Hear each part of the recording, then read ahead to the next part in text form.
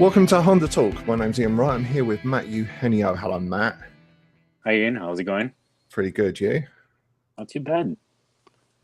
Good.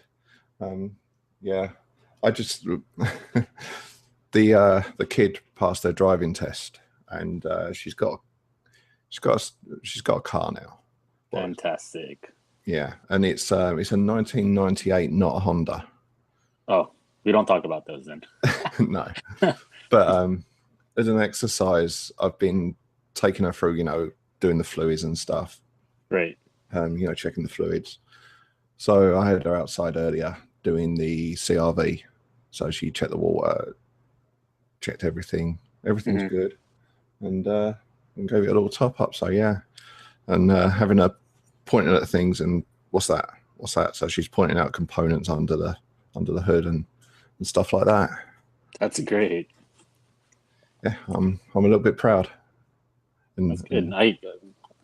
My brother has a 97 Prelude, and if I pop open the hood and point at stuff, he has no clue. So Wow. yeah. But horror story. Last night I'm out in the garage and I just hear this massive loud truck. And it's that noise that makes you go, oh no, someone's coming home on the back of the truck. And I came in from the garage into the lounge and just said to my wife, is it over the street? Is it the black Honda? Yeah. And she's opened the door and looked out and gone, yeah. Oh. Damn it. Yeah. I don't actually know. It's an Accord. I'd say it's a late 90s vintage. Okay. Black and stickers all over it and a big loud exhaust. But the kid drives it like a grandma. It's brilliant. Oh really? Oh, I think his girlfriend rags on him if he goes all boy racer. If he goes hard, you're right. I've been meaning to go and have a chat with him for ages, but just never got around to it. Yeah. So we got some news.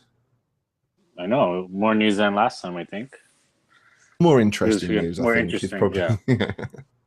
The first one is that in collaboration with Toyota, Honda are putting money into some hydrogen pumps in California with Shell. That's great news. I know of, I think, one hydrogen station. I think it's somewhere in like Pasadena near me. So for them to collaborate and really push, as far as the support and boundaries of hydrogen technology and fueling, I think that's great. So it's definitely creeping, isn't it? It's definitely creeping. It is. I think we've got one in San Diego. Because at one point I was contemplating like, well, would I be able to run a hydrogen car? Yeah. And the answer was, if I didn't mind driving to San Diego, which was right. like an hour and 20 minutes away, which is a long way to go for a tank of fuel. But yeah, it's this is great news, and it's good to see OEMs not just looking towards going full electric. It's nice to see that they're thinking outside of the box and looking at other alternatives as far as fuel goes. So yeah, because everyone's focused on electric, and it's hard. It's easy to forget that there are other options, and that technology is moving. And I mean, the biggest problem with any alternative fuels is, at the end of the day, going to be infrastructure. Yeah, exactly. Electric is easier as far as infrastructure goes, but whether it's going to be the most practical in the long run, I'm still very on the fence about. Hydrogen could sneak up on us here. They could, and obviously, and obviously Honda and Toyota. I mean, they're supporting it. I mean, they're putting money into this. So whether it's like it'll pay off over the long term or not, I don't know. I don't know quite why they're doing it, but maybe they know something we don't. I'm sure they're doing a lot of homework, and we'll see what happens. Yeah, it's Yeah, I'm interested in hydrogen. I'm gonna follow this a bit more closely than I have been, I think. Same. Ever since Honda came out with the Clarity Hmm. a few years back, then read up on it. I think I saw a video of them just refueling. It takes just as long, maybe as filling up with regular unleaded gas. So it's not that bad. The only problem was that there aren't many locations. So like we both said, we're excited to see this piece of news that they're really focusing on just making it more available to the public. Yeah, and obviously that's going to start on the West Coast. That's going to start LA, Yeah, Sacramento, San of course. Diego. But Right. yeah, should be good. Yeah. And That's great. in other alternative fuels news, the retro styled urban EV concept. Yes. You're liking this, aren't you? I am liking it a lot. It's a throwback to the first car I thought about was the N600. It's a early 70s 3-door hatch, and it's modernized, almost twin. Um, I saw it. I was like, that looks cool. Please put that into production. And they are. Honda said that they're gonna bring it out. I believe in 2019. Oh, I didn't Um, catch that. That's not yeah. far away. So it's not. So it's not like it is a concept what they showed at the Frankfurt auto show, but they confirmed like yeah, it's going into production. So Right. they've had this in their back pocket for a while now.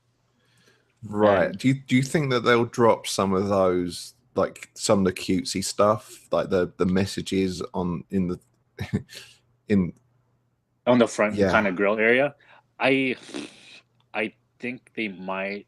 That would be like probably production first if they had that capability, right? Right.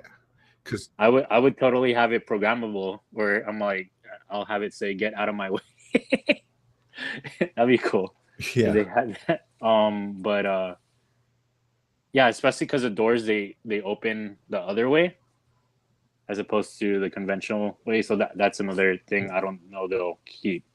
I like the doors opening the other way because in a real I emergency you've got extra air brakes. right. It has dual purpose. There you It go. makes sense. Um, if they kept that, that'd be cool, but it'd be kind of odd for some people. But I'll go with it. But I think to have Honda have something designed like this, have like a throwback to old school styling it's great, especially for guys like us. Like, I mean, how do you like the looks of the Well, urban EV? I made a few notes as you saw, and then Christian Moe stole my Yes. lines. Okay. He was on another podcast and that came out Yeah. quicker. We should probably pimp that podcast because all podcasts are good if they're about cars. Can't remember the name. Yes. Future Motoring. There you go. And but yeah, my impression of that was my first impression because the first thing I saw was like that head-on view of the front, and I thought that looks like a late 70s, early 80s European kind of rally car, like Right. the Escort Mexico. Ooh. It's that Okay. same kind of square front looking, and then once I Yeah. saw it in another angle, my first thought was, oh, Mark 1 Golf. It's a Mark One. Yeah. It has a lot of styling cues, It but really does. it It does. really does. It's like they've gone shopping for styling cues and ideas, Uh-huh. but it doesn't look. It's cohesive. It's not like things have been thrown at it like, oh, we need to do that, make it stick. It actually looks. And EVs tend to look awful because it's that idea that, oh, if we're going to make an EV, we need people to think they're driving something futuristic, and we've got to separate it from the rest of the pack. I really never got that idea. Like, well, you can make an EV look good. Yes. You know, I mean, yeah, I know there are a lot of ugly ones. Not even just EVs, like hybrids. Like the Prius has always been ugly. It's never been a good looking car. No. The Nissan Leaf is ugly. I don't even want to say that the new one coming out is less ugly. It's just not attractive. But for to look at this, I'm all like, I would totally drive that every day if it, it fit my lifestyle, and it Yeah. does since Because one as a journalist, it's like I don't have to drive that far. I have other cars to drive if I want to go on a road journey, so it's fine. because one of the things with electric vehicles that that's weird when you see one on the road is because they don't need that airflow to a radiator, so there's no grill. Exactly. And the way they've dealt with that, because it kind of looks odd, it's like, because when you see a car now like that, the idea of a face has been used for decades, hasn't it? Like Mazda has got the grinning, the smiley face thing going on. I do not like those smiley faces. No, and we're so used to that grille being part of the makeup of a car. This doesn't have a grille, but what they've done is they've run a black stripe across the bottom or the top of the front between the panel, where the panel gap is between the bumper Yes. and the front fascia, and that does the trick. That makes it you go, works. yeah, It's very subtle, and it's just that black line right there. yeah, that's It's all it great. needed. And no, that's a very, very clever little piece. It is. And some of the things they've done with it, like the thing I don't like is they've used it to showcase a vision where mobility and daily life are seamlessly linked. Big air quotes there. So the onboard, like the advanced automated network assistant, like a personal concierge, i.e. a Siri type thing, which Yes. learns from the driver by detecting emotions behind their judgments. So basically, they've got something that's learning and adapts things to how the drivers made decisions and things like that. So I'm guessing like this is what's probably going to lead into the like the technology world. So cars will be like, if you like going to Starbucks, for example, and you're driving along, you're going to get a little icon come up saying there's a Starbucks nearby, which brings up the notion that we're going to end up with in-car advertising, which is of course. a huge Of course. subject I don't want to go into too deep now, but I think it's something I want to explore more at some point, because I think absolutely. that's coming. And it's not just with this, but my goodness, if you use any GPS apps, you'll for example, I use Waze. So if I'm driving somewhere, little icons of like Starbucks or a gas station will pop up, and I'll be like, "Oh, there's a Starbucks." It's already letting me know like there's one like I don't know like 2 miles ahead, and seeing that implemented into cars as you're driving along, it's definitely going to happen. But do I need that for me to want to go to a Starbucks if I, fancy a frappuccino? No, but it's definitely gonna, incline some people who are driving, be like, oh, maybe I'll go since it's my car is suggesting it. And then types of food and stuff like that. But oh yeah, the idea that I do wish, I mean, the car industry has got to move on and adapt. And I think chasing technology that I carry in my pocket is a bad idea. I mean, did you see, excuse me, did you see, I think it was Jaguar and their removable steering wheel? Oh my God. Which model? No, it's a concept they've done. It's a concept. Okay. Yeah, the idea is that you take your steering wheel with you from the car. Right. And They think that you're going to be talking to your steering wheel in 30 Why? years. I For don't what? know. It's a heavy circular device that I just don't want to carry on. Right. I see enough college students with modified Hondas walking about with their Momo steering wheel because they think it's cool. It's never been cool. It will never be cool. You know what I mean? So No one can steal my I car. don't know. I was all like, it's not, and that's interesting that we're gonna be talking to our steering wheels. So I'll believe it when I see it in. Yeah, I mean the idea here is that you own the steering wheel, not the car. They're talking about like moving from car to car, like car sharing and stuff like that. Okay. Oh, But I mean, okay. when was the last time you use a navigation system in your car or in a The car? um, Like beyond testing it. Not really, but usually I normally just have Waze on just for traffic Exactly. notifications. Your phone does But it. All right, you really need in a car now is a bigger screen for your phone. basically, yeah, basically all I want personally, I just want whatever I see on my phone to be put up on the infotainment screen. That way it'll Mhm. just be bigger. That way I'm not looking down at my phone. Exactly. Hence Apple CarPlay and Android Auto. Yeah, exactly. And it's frustrating that car companies are chasing this technology and they're doing it badly because it's all over the place. Like Hmm. it's just getting absurd already. Most Right. people, like 99% of people now, want to get in their car and just have it just automatically hooks up to their Bluetooth and Hmm. starts playing whatever they were listening to last. They Hmm. can hit the button on the steering wheel and hey Siri, take me to McDonald's or whatever the Android equivalent is. And now people's phones have just gone. You should never say hey Siri on a podcast. And now I've done it So twice. I feel like people are I'm taking a journalism class, and my professor was like, people are getting intellectually lazy, and it's true.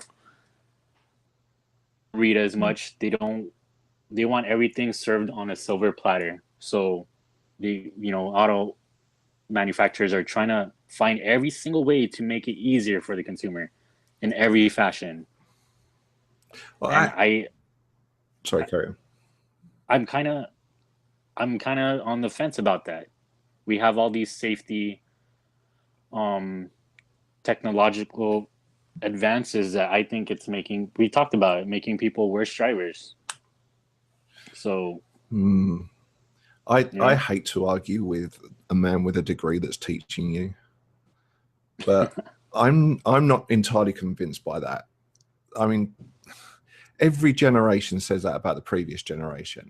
They just want everything on a plate, blah blah blah. What we've reached now is a point where yes, you can go to Google and you can look up anything, mhm. but experience is a very different thing to reading short, sharp facts or Wikipedia entry. Oh, you can get the general gist of a subject, and it's super useful for that. And as a basis of, I don't have to go to the library and look something up in an encyclopedia or go and take out a book and then do it. We have access to so much more information. So Right. yeah, it seems lazier, but at the same time, you can learn things quicker. I mean, I look at the kid.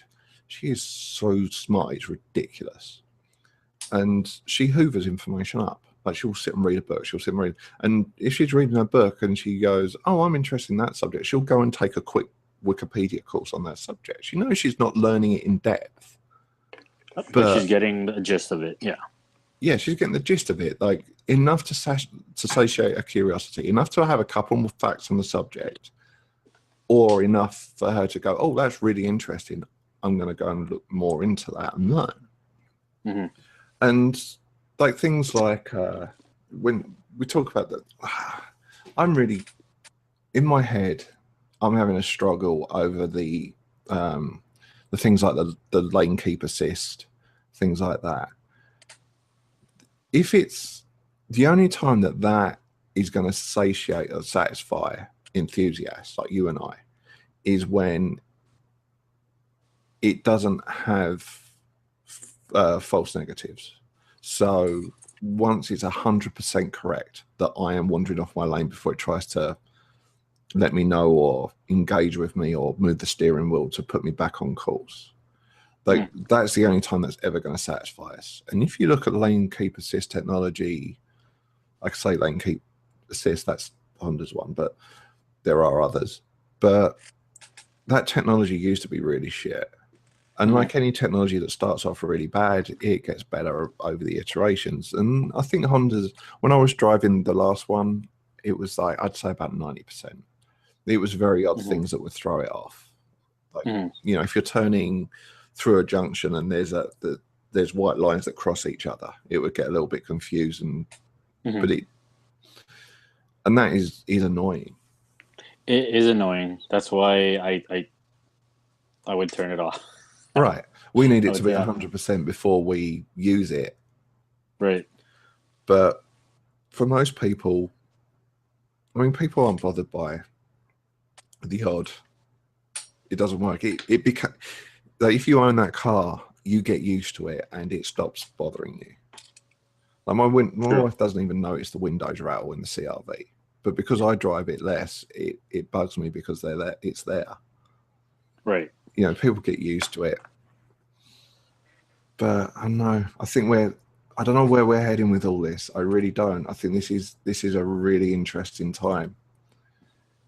It is. I think we just need to say it every podcast. It's a wonderful time to be alive and to be a car enthusiast, especially a Honda enthusiast. So, you know, we're in along for the ride, and things are changing. We have to adapt and evolve along with all the cars.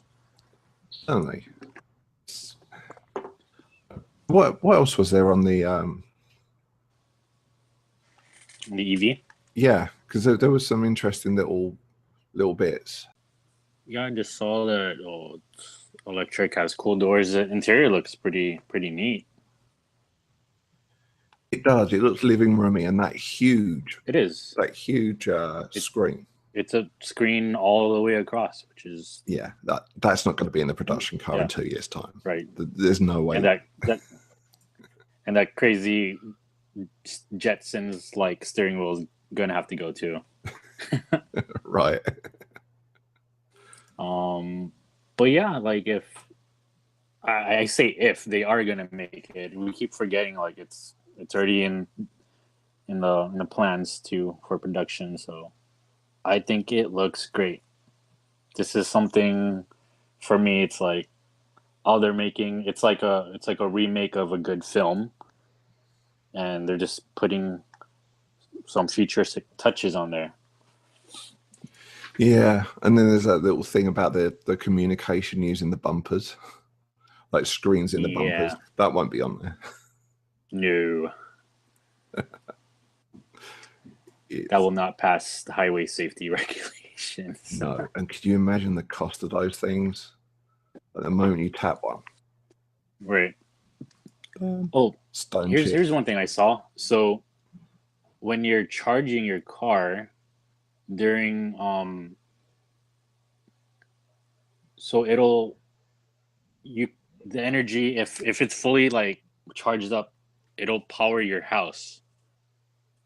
Oh, hello. So it says if you aren't going to be driving a car on a particular day, the car's battery power can be redistributed back to powering your home during expensive high rate hours. Okay. So that's cool. That is cool. I wonder how that would work out in terms. I mean, batteries.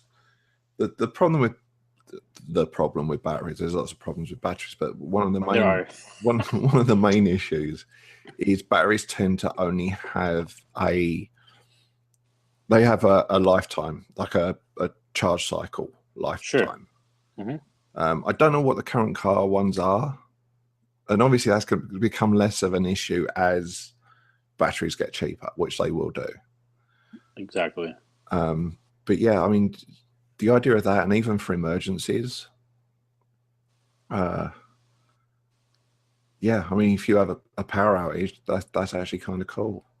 So you essentially you could use that'd be cool if you could use your urban EV as like a power generator, right? Yeah, yeah. I mean, Essentially, it is storing power, and that would be cool. yeah. I mean, it's a giant battery on wheels. I Yeah. mean, I should imagine that that is not something that would be too hard to do with any car, because all you're really doing No. is putting it, reversing the polarity to not the polarity, but yeah, you're allowing the power to go out of a different plug. I should imagine Hmm. there'll just be a switch that goes bloop. Yeah. That's kind of interesting. Yeah. So it says if your car has more energy stored than your home needs, it'll just quote unquote sell back the kilowatts back to the grid, and then your monthly bill will actually go down. So Yeah. that's kind of neat. I wonder how long a charge of that would run a PlayStation and a TV for. Ooh, forever. Because yeah, in a power cut, that's all I need. Right. You've got the excuse not to do any work. The bare minimum essential needs for us, it's fine. Yeah. We'll Can it be keep my okay. fridge running and my PlayStation? Ooh, Yeah, a fridge and a freezer that draws a lot. there you go. Yeah, we replaced ours quite recently, and we've noticed an impact Yeah. on the bill. Okay. Um, yeah, I've got no. It's a subject for both hand drive. Yeah. So, anything more you want to bring up about that? No, the only problem that I see here is that it's only going it is it only going to Europe? It's not coming here Oh, from really? unless it says quote unquote from the CEO, Takahiro Hachigo. This is not some vision of the distant future. A production version of this car will be here in Europe in 2019. Well, it was In that, unveiled in Frankfurt, wasn't it? you're right, but I would have been more excited if they said coming to the States 2020 or something. But we didn't see that report. So until we get official confirmation that it's only going to be across the pond, then I can't get too hype about it. But I think it's cool. I don't know. I mean, the clarity is only in California, isn't it? It is, but it's not as exciting as this thing. But what I'm going for is the West Coast of America is the place if you want to bring an EV or an alternative fuel. Absolutely. So maybe it is. I mean, they were talking to a European audience. I don't know. We have to find out about that. It's an interesting point. We will. We'll be on top of it. So, did you get a chance to see the video? Like, I discovered Savage Goose, the YouTube channel, quite recently, and they're excellent.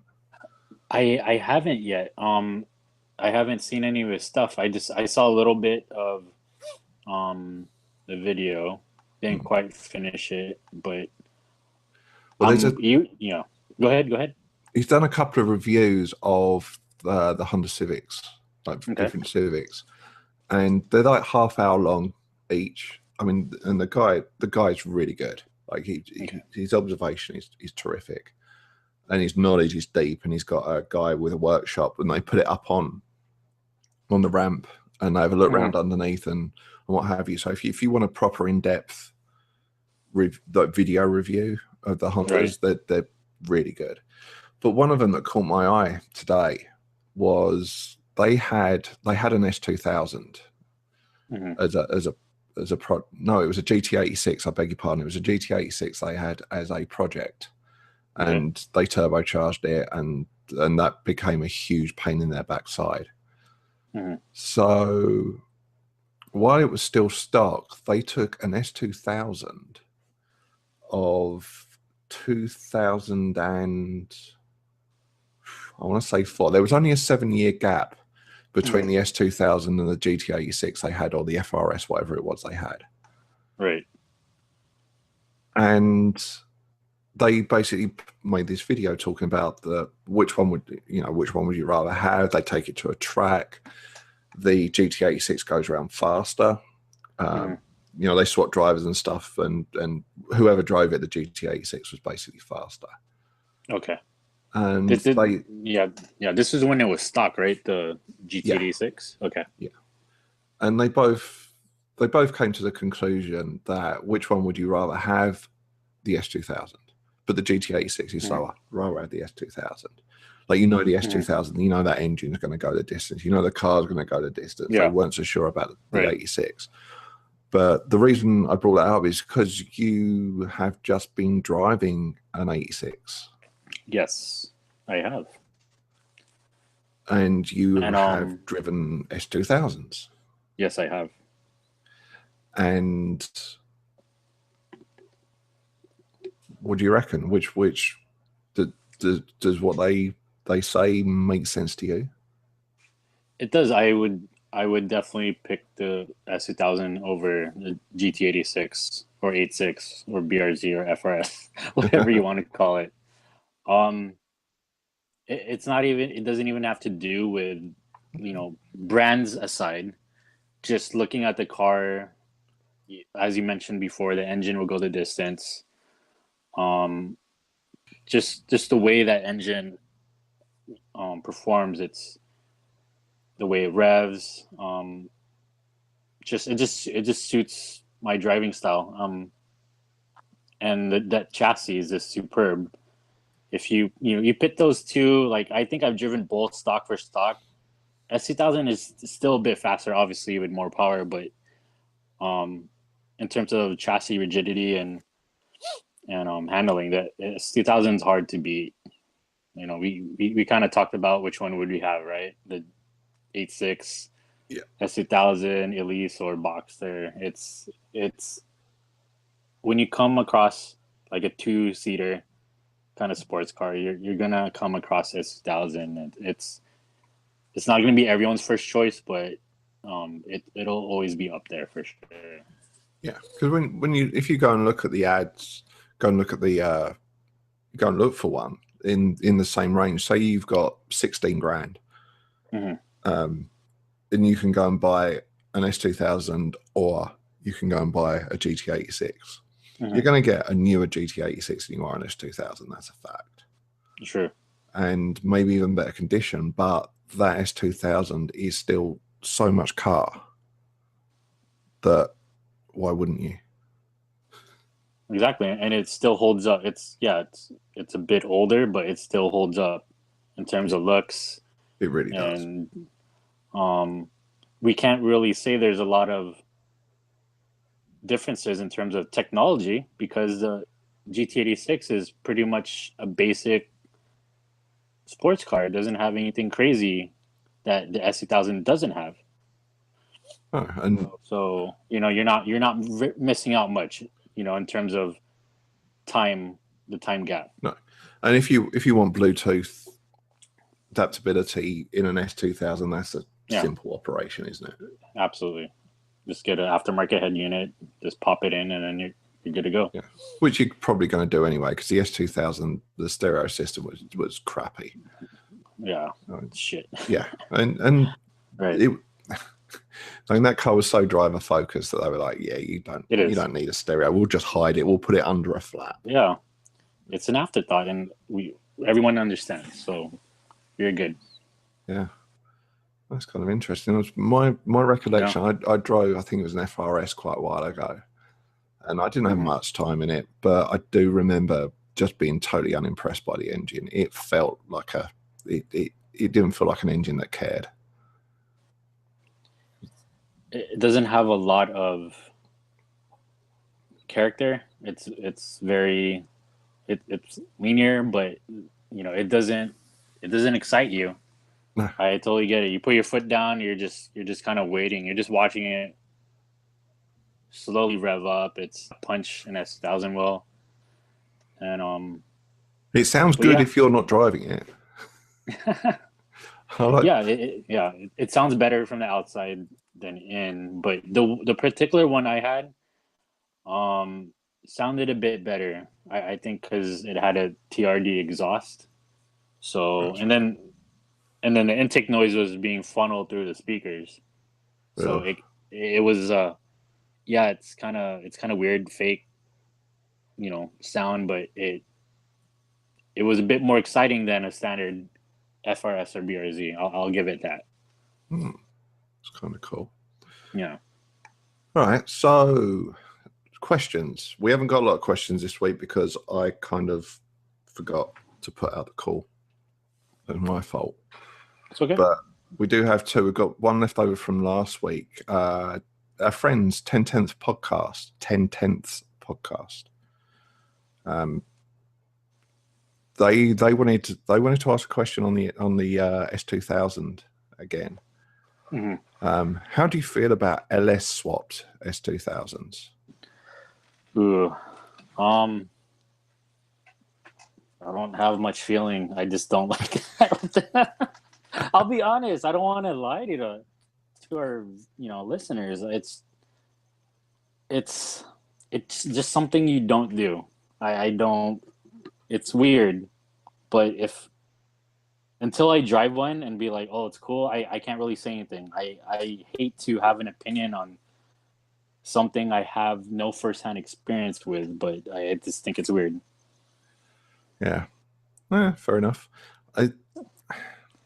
I mean, our buddy, what do you call it? Jake would be like, LS swap everything. That's what he always says. So he would probably be like, oh, hell yeah, do it. I'm Why like, not? okay. I know. Right.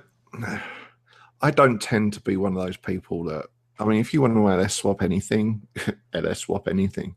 Yes. I don't know though on an S2000 whether it would really be worth it. I mean, you're basically changing it into a V8. It's a muscle car now. Yeah. So yeah, thank you. Yeah. I don't see the point in it, although I do see the point in it. It's somewhere in between. I totally understand. Yeah. So, tell you what, LS swap an S2000 and give me the keys, and then I'll let you know. Exactly. Yeah. LS swap all 10/10s are very much an LS swap all the things. Okay. kind of deal. Right. Yeah, Robbie's shit, what car is it? Yeah, what? I'll put a link in the show notes and edit this out. But yeah, they're very much like that. And another question that actually, do you think they'll make it? No, forget that. All right, that was the only question because I screwed up and forgot. That's all right. I'm a terrible person. No, you're not.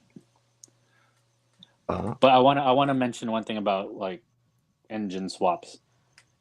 I guess the first question you want to ask yourself is the engine I want to swap into the chassis, is it going to improve like overall? Or is it going to change the car's characteristic in a way that suits like your style, right? Right. Because I'm sure you've seen a BMW like a E36 M3 with an S2000 engine. Have you seen that video? It had I haven't. It had an F20C from an AP1, and it went into an E36 M3, and I think it made it a little better. I think it just added more flair and attitude to that chassis. So yeah. I'm all for that. So I think I spoke about it on Both Hand Drive with someone. The idea of a 3 Series with a 2-liter plus VTEC engine in it appeals to me. Yeah. Because that makes sense because BMW make like nice light cars, 4-seater rear-wheel drive So swapping something like that in there makes sense. Whereas with a V8, you've Mhm. already got a plethora of rear-wheel drive, you know, two-seater or two-seaters, and a vague nod Yes. to having seats in the back. You know, you Right. go and buy a Mustang, go out and buy whatever, a Corvette. Hmm. So yeah, putting a V8 into an S2000 doesn't make much sense there. No. But swapping a Honda engine, like an S2000 engine into a BMW, that would probably be quite exciting. Yeah. That I can get behind, without a doubt. Oh God, yeah. Mm-hmm. All right. So on that note, we should probably wrap this up. Alrighty. And say goodbye to our listeners who can find us now. We've got a Twitter account. Yes, we do. It's at Honda Talk Pod. We are a pod. We are Yes, a we are. pod. Yeah, because Yes. yeah, I ain't getting I ain't paying for the Honda Talk on its own URL. Where Honda Talk Podcast .com is our URL. And that logo I knocked up in about 5 minutes as an emergency. Like, oh, I need a logo, and I kind of like it. So, I like it too. It looks cool. We should. I think I want to see what it looks like if it was red, because Honda and red are synonymous, and red is racing. So that is a good point. we'll see what's up. Maybe I'll do that later and check it out. Yeah, sounds good. Yeah, and we've got a Facebook page, which is Honda Talk. Did you get the notification? I made you an editor on there, an admin, whatever it was. I did. It is. So, yeah. It is official. So people can go there and tell us how we're wrong about things. Absolutely. Our flame suits are always on, so fire away. All good. All right, so say goodbye. All right, take care. Till next time, guys.